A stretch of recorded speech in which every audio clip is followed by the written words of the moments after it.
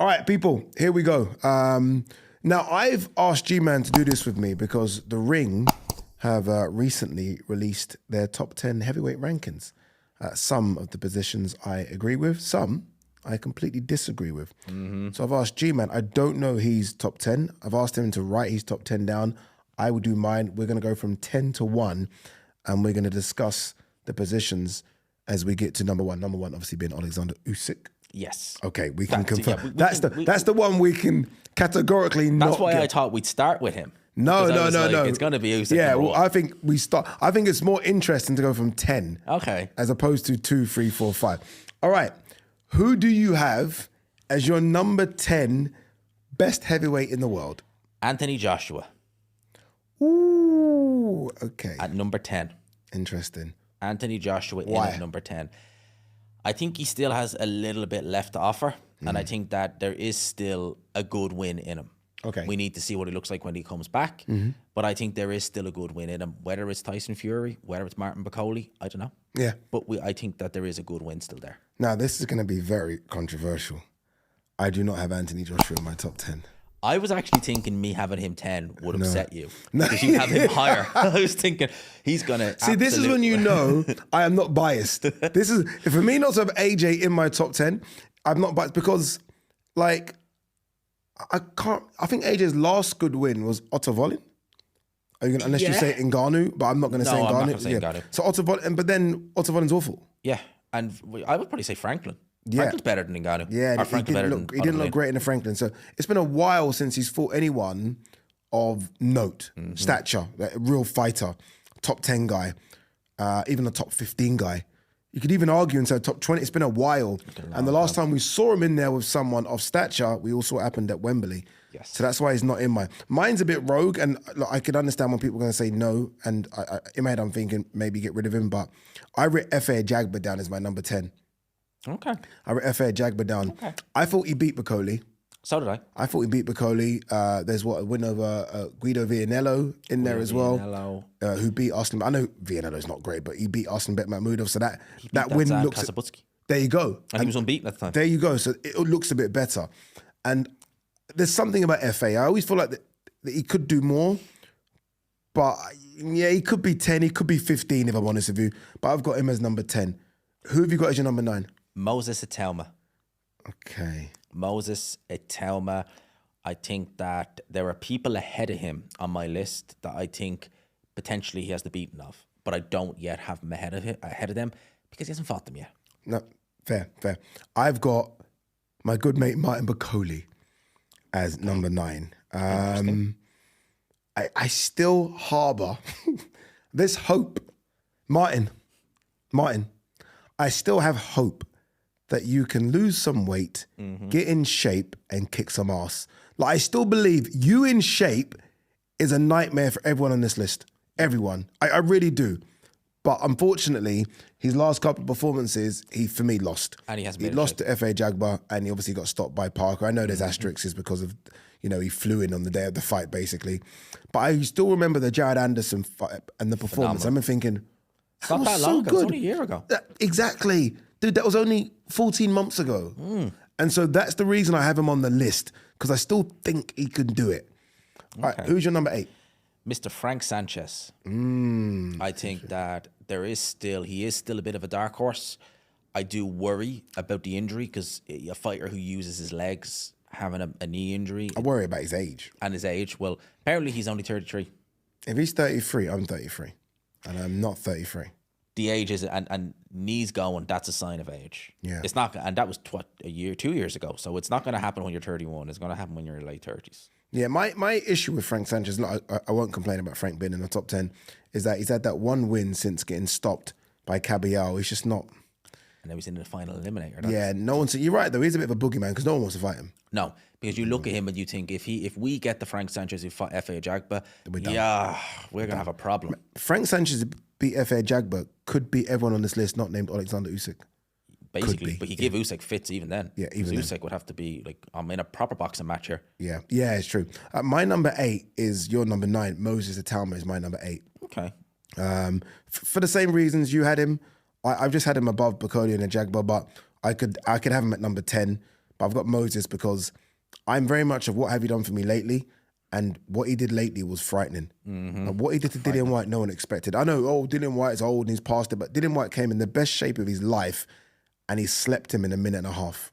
It's incredible, isn't it? Like literally, As soon as he landed, Dylan White was in trouble. done. It was like that was it. And that, I'm sorry, that alone, I know it's potential and it's early, but seeing that up close, I was like, whoa. And he's getting bigger. He is getting bigger. He's getting bigger. He's growing slower. Yeah, he's getting bigger, and he's not slowing down. You are correct. So he's my number 8. Who's your number 7? It's a real what have you done for me lately as well. Filip Hrgovic. Beat Joe Joyce. Beat David Ade. Lost to Daniel Dubois on cuts in a fight in which he was arguably winning. So yeah, Filip Hrgovic is still in the top 10. I have him at number 7. Yeah, and I mean, I don't think he did beat him, but beat Zhang. He did beat Zhang. Zhang. I agree. The record books say he beat Zhang. Okay, my number 7 is the man I just mentioned, Zhili Zhang. Still have him in your top 10. Yeah, still. Reason being is, I know he's got those defeats, but I thought he beat Parker. I've watched it back a few times and scored that fight. I thought majority decision, but I thought he had Parker down a couple of times. It was very close. Then the gas tank ran empty, and then he got beat by a guy that I know we're both gonna have really, really high in Caballero. And then obviously, let's not forget he stopped Wilder. And I know Wilder was done, but he dealt with Wilder the way he should deal with someone that is done. So I've got Zhang at number 7. Who got a 6? Now this one might cause some controversy. You thought he didn't deserve it. Maybe he shouldn't be in the top 10. I have at number 6, FABIO Jagba. I thought, again, he beat Martin Bakody. Yeah. He was unlucky in that fight. Beat Zan Kasabutsky. Beat Guido Violeno. He's been looking better as of late. He's been looking a lot better as of late. He's a big puncher. He's, I think, willing to fight anybody. Yeah. The Frank Sanchez fight was a long time ago. He didn't... What was that, 3 years ago, 4 years ago? 4 years ago. Yeah. Yeah, fair enough. He was soundly beaten. But I've seen improvement since then. He showed a back foot game now that we didn't know he had. So I think on his day, FABIO Jagba is a nightmare for some of these guys, especially with that punching power. So I have it number 6. Yeah, we did see some really good back foot work against Bakody. I had him on the ropes a couple of times, and the way he was able to sort of avoid punches. That's a great shout. My number 6 is Filip Hrgovic. Okay. I got Hrgovic at number 6. Slightly higher. Slightly higher because I thought the Joyce fight, and I think people don't remember, that was on late notice. Oh, yeah, it was supposed to be. Notice. Yeah, it was supposed to be Joyce versus Dillian White. Dylan White. He took the fight on late notice. We hadn't seen him. He's now Abel Sanchez. He looks a lot better. And Adelaide hit that boy with everything. Everything. And again, I'm happy you mentioned it. He didn't get knocked out. I think people see TKO, Dubois. He got stopped because they said no on the cuts. Yeah, on the cuts. It wasn't because he was getting bashed up, but he wasn't like flaying over the ring or anything. No, that boy has a chin. That boy has a chin. It's a flipping incredible chin. Yeah, so I've got him at 6. Who got a 5? This is where it gets interesting. Triple D, Daniel Dubois. Ooh, Triple this D, is interesting. Daniel Dubois, number 5. Coming off the back of a loss, but willing to jump in against Frank Sanchez, so he says. Yes. Okay, my number 5 is the big Uso, Joseph Parker. Okay. Is my number 5. He dropped down a couple. Not for no reason. I mean, 2 to 5 is very difficult. It's interchangeable. But I've got him at number 5. There has been a long stretch of inactivity, and then he got stopped in his most recent. Whereas the guy above him has actually been busy, yeah. So that's why I've got him at number 5. Okay. I'm guessing you've got him at number 4. You guessed right. I have Joseph Parker at number 4. Yeah. On my list, again, a good run of form. I would go as far as saying the Wardley fight, he made it harder than it needed to be. If he'd have just boxed them, he would have won. He didn't. He made it entertaining for all of us watching, but he does drop down. But I think given the fact that he wasn't dominated the way Dubois was, good shout. I keep him just ahead of Dubois. No shame in that. It's difficult for me to argue, but I have got Dubois at number 4. And the only reason I've got Dubois at number 4 is because of who beat him. He got beat by the all-time great Alexander Usyk. Usyk. And the run prior to that is still one of the best runs of anyone on this list. Like it's it's an incredible run. Again, Hrgovic, Miller, AJ. And then you got beat by Usyk. You got beat by Usyk. It wasn't a great performance, but it is Usyk. It's Alexander That's Usyk. why he doesn't drop too far down for me. So I've got Dubois at 4. Who do you have at 3? I have a proper dark horse, Ade Gman at number 3. Ooh, this is controversial. Ade Gman at number 3. And I'll tell you why. Tell me. People love to mention when we have Joseph Parker as arguably the second best heavyweight in the world. Context, Wilder was past it. We didn't know at the time. He fought an old Zhang and he struggled. And then he fought Bakoli on a day's notice. Okay, that's fair enough. Makhmudov has been shown to be pretty damn not good. I mean, Dave Allen could have won that fight. Could have, but when Thingy fought him, like, we thought he was going to do Caballero. Yeah, but we also thought Wilder was going to do Parker. Yeah. So that's a fair assessment. Fair. Frank Sanchez, one-legged fighter. Can't do this. One-legged fighter. Can't do this. He can, but still, we didn't know. We didn't know he was one-legged at the time. It was pretty apparent in the ring, though. Okay, and the Zhang? The Zhang stoppage? Zhang Zhang. Okay, he chopped that tree down. Had to pick himself up off the canvas to do it as well. Yeah, a bit like Joseph Parker. Yeah, a bit like that. But he puts himself in the warehouse. But look, again, I think it's always going to be tough. I have no issue. I've got Wardley at 3. Okay. I've got Wardley at 3. Look, Wardley's beaten the recognised, I guess, number 2. I just think Fraser Clark, Justice Hooney, Parker is Frank Sanchez, Boogeyman, Makhmudov, Zhang run better? Yes, just. And then you go back to even early Caballero wins, Chisora. Like, you can go way, like, he's unbeaten. He's European champion. He was European champion for ages. Just didn't get opportunities. So I just think his run is a bit better. And I just love the way he chopped Zhang down. It was those bodies, that body attack to Zhang was... It was vicious. Like, you're seeing the tree just go... Dum. You know, you're waiting for that big bag and then it's like, there it goes, it's gone. Yeah. Well, obviously, you know who my number 2 is, a certain Fabio Wardley, for the reason that you said he isn't ahead. Because I actually think that the Fraser Clark, I'm going to go David Adelaide, because David Adelaide did a great performance against Filip Hrgovic. Adelaide, Clark, Hooney, Parker. Wow. That run does it for me. That puts him ahead of Caballero. And the Hooney one as well, let's not forget, it was supposed to be Miller. I know Hooney still got some notice. And he's taken Adelaide though, Clark's though, Hooney's though. Shit. And Parker's WBO title. Ooh, WBO. WBO. Okay. So he is gobbling those O's up. Interesting. And who have we both got at number 1? Alexander Usyk. Alexander Usyk by some distance. Yeah. What I didn't like what the ring did is the ring put Fury there. And he's it really... No, aside from that, his last 3 fights have been Ngannou, yep, and 2 losses. Usyk. So even if he had not retired, he's not going to be number 2 or number 1 because you've just come off 2 defeats, back-to-back defeats. If he hadn't retired, I would have put him in this list. If he'd have said, no, I will be fighting, rank me, I would have put him in this list. I probably would have took AJ out and I probably would have put him maybe ahead of Frank Sanchez, maybe in the 8th or 7th. Okay, do you want to quickly read out your 10 to 1 again? 10 to 1. Number 10, Anthony Joshua. Number 9, Moses Atelma. 8, Frank Sanchez. 7, Filip Hrgovic. 6, F.A. Ajagba. 5, Daniel Dubois. 4, Parker. Caballero in at number 3. 2, Fabio Wardley. And number 1, of course, the great Alexander Usyk. Okay, cool. So I've got F.A. Ajagba at 10, Bakoli at 9, Itelma 8, Zhang 7, Hrgovic 6, Parker 5, Dubois 4, Wardley 3, Caballero 2, and obviously Alexander Usyk number 1. So you've not got Zhang and Bakoli. And I've not got AJ and Frank Sanchez.